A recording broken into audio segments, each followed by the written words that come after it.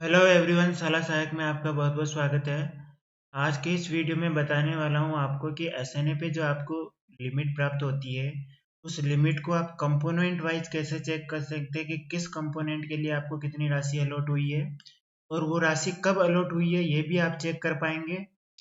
इसके साथ साथ ही कभी कभी आपके पास सफिशियंट लिमिट अवेलेबल होती है, लेकिन फिर भी आप जब अपने बिल को प्रोसेस करते हैं तो एरर शो होती है कि बजट डज नॉट एग्जिट। तो उस एरर का सॉल्यूशन इस यही है कि आपको कंपोनेंट वाइज देखना होगा कि किस कंपोनेंट में आपको कितनी राशि अलॉट हुई है, और अगर आप उस कंपोनेंट में जो जितनी राशि अलॉट हुई है उससे ज़्यादा का बिल बनाने की कोशिश करेंगे तो फिर आपको बजट डज नॉट एग्जिट का एरर आएगा। तो ये रिपोर्ट आप कैसे चेक करेंगे यही मैं आपको बताने वाला हूँ। जैसे हमने अभी एक अपने एसएनए अकाउंट में लॉगिन कर रखा है, तो यहाँ हम देखते हैं तो यहाँ पे हमारी जो लिमिट शो हो रही है, ये लिमिट इकट्ठी शो हो रही है कि टोटल कुल मिला के इतने रुपए अलॉट हुए हैं हमें। लेकिन हमें ये नहीं पता कि किस कंपोनेंट की राशि है ये और कौन कौन से कंपोनेंट में ये राशि अलॉट हुई है। तो ये देखने के लिए आपको जाना होगा इसके होम स्क्रीन पर। अब आपको कंपोनेंट वाइज रिपोर्ट डाउनलोड करने के लिए यहाँ पे रिपोर्ट्स में एक ऑप्शन दिया हुआ है। रिपोर्ट्स में जब आप जाएंगे तो एजेंसी रिपोर्ट्स का एक ऑप्शन है। एजेंसी रिपोर्ट्स में आपको जाना है अदर एजेंसी रिपोर्ट्स में।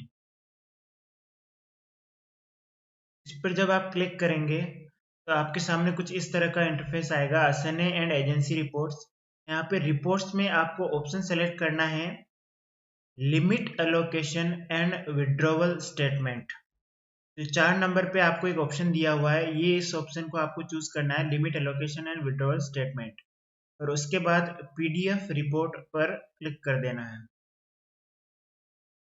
तो देखिए जैसे ही हमने पीडीएफ ओपन करी तो कुछ इस तरह की पीडीएफ हमें दिखाई देगी। यहाँ पे सारे डाटा अवेलेबल है। यहाँ पे आपकी एजेंसी का नाम शो होगा, के साथ साथ ही सब कंपोनेंट नेम, यानी किस कंपोनेंट में आपको राशि प्राप्त हुई। तो देखो यूथ एंड इको क्लब का जो कंपोनेंट है एलिमेंट्री स्कूल्स के लिए, इसमें आपको फर्स्ट टाइम राशि अलॉट हुई है, ये स्टेटमेंट रिमार्क लिखा हुआ है, फर्स्ट टाइम लिमिट अलॉटमेंट।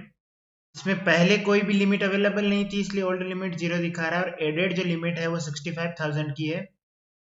इसकी जो ट्रांजेक्शन डेट है वो है 6 सितंबर 2023। वैसे ये पूरे मार्च के लिए वैलिड होता है, तो 31 मार्च तक वैलिड रहेगी लिमिट। और ये जो आपके अलॉट की गई है वो 6 सितंबर को आपके इसके अकाउंट में अलॉट की गई है।